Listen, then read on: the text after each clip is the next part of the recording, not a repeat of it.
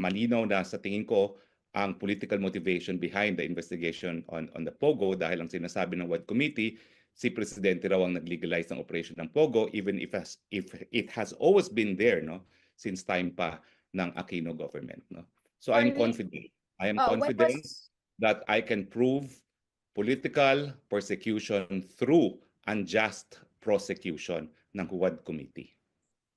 that filed, attorney, yung application for asylum, and how long do you expect that to be acted upon? Well, I'm filing it immediately after our meeting. Okay, so I'm heading in the afternoon. The place of filing is medyo malayo, 3 hours, so I expect to spend the night there. And there's a whole procedure that I need to comply before they give me proof that I am an asylum seeker and a temporary residence in the Netherlands as soon as they receive my application for asylum.